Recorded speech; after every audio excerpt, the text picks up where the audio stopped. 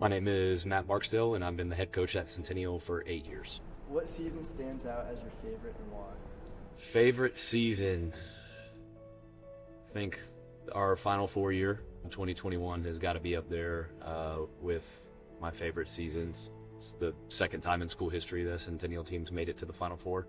Can you tell us about Brian Baylor? Yeah, so I met Brian his freshman year. Didn't know a lot about him because he didn't play in our junior program, and he came to me on, I think, the first day of school, or maybe it was orientation, and expressed his interest in playing basketball, and I met his mom then as well.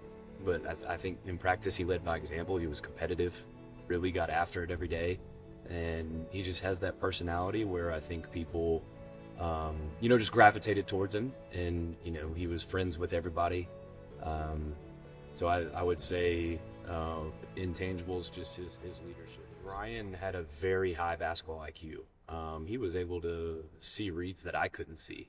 He was an unbelievable passer, so he was able to see things on the floor that, sometimes coaches missed. And Brian was the guy who I always went to and said, "Hey, B, what do you see out there? What's going on?" And then I would use what he told me to, draw up plays in a huddle, or draw up game plans before games and scouting reports, and kind of use his knowledge of the game to help plan practice. But I relied on him a lot, just because he was such a smart player.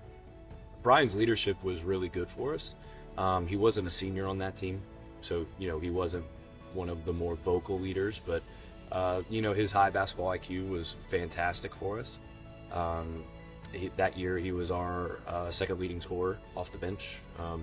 So he was able to do really good things on the floor for us, even though he wasn't necessarily a starter.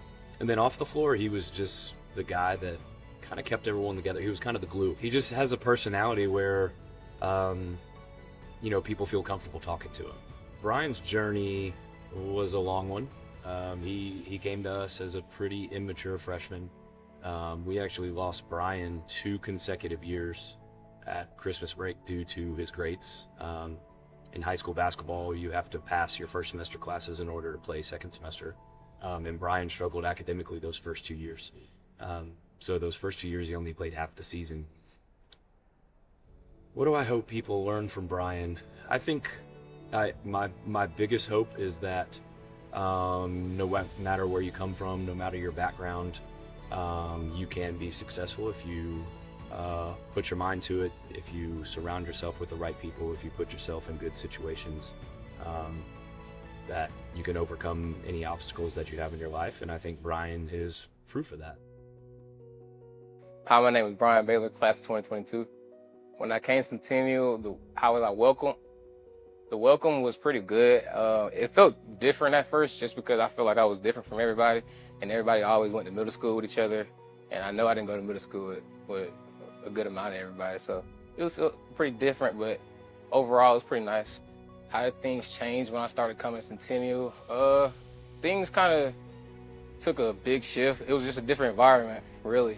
It was something I wasn't used to, and it took me a good minute to get used to it was kind of slower out this way, and it just made everything like more easier to focus on. So the change wasn't too bad of an adaptation, but it was a good adjustment to make. Coming from a tough environment and switching to Centennial, it was, I would say, how anybody else that would come from the same type of thing would say, it's just a big change, a big adjustment, and just really adapting to how everything else is paced out this way compared to what I was used to. And it was a hard year as well because I had lost my brother coming into Centennial. So it was just all a big social change, really, mainly. Yeah, so when I lost my brother, it was May 2018. So my 8th grade year coming into my 9th grade year of Centennial. And I was supposed to go to a school in that area, but my mom didn't want me to just because of how everything was playing out. And she just wanted me to be, I guess, diverse. So she sent me to Centennial. And then I came to Centennial, and it was different at first because I used to see everybody else doing things like with their brothers and their siblings. So it used to get to me at first, but then I realized I use it as motivation and just realized like I could do that if I have a son one day or however that maybe it may come. Wow. What is my reason and my want to play basketball? It was kind of just natural, a natural gift. It was just given. My dad kind of exploited it for me, and it actually just therapeutic. Really, it's just pretty fun. It's just like once you get the mental aspect of it, everything just comes. It's like a game. It's just pretty fun to play, and it's just real therapeutic. My journey and my upbringing to get me here, where I am now, was I mean, I guess you could call it rough. It was just more so just like I didn't really have too many. I had to grow up early. I had to be mature early. I started taking care of my little brother as well. Like just that kind of environment. My dad was in the picture, just really wasn't in the picture. And then my mom, she did all she could. She was always working, so it was just really growing up early, making sure my little brother was this, making sure I had to do this, and just learning my what you call those traits and attributes to become a man now. Just had to learn those early. So my journey to get Centennial in the morning was actually kind of crazy. I used to get up at 4:55 every morning, take the train. I used to go to West End train station, and I used to transfer over to 5 Points. Then I used to go all the way up to North Springs, and then I used to take 2 buses. I used to go to the park and ride on Mansell, and then I came back down, took the 140 to come down Holcomb Bridge, and then I did that. And then after school, if it wasn't practice, if I had to be on time, because if you miss that bus, you're gonna be SOL.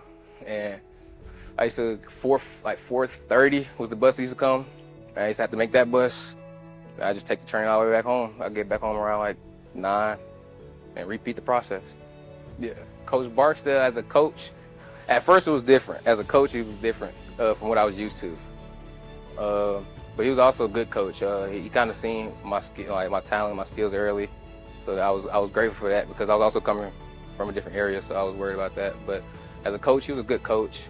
And then off the court is when I really seen who Coach really was as a man. And that's when I guess I could say that's really why I stayed at Centennial, because Coach, he really helped me just stay locked in, and just he was more of a dad figure off the court than anything. And really, I really appreciated that, and I needed it, and I accepted it, and then it kind of just helped me keep going as the years were going through Centennial.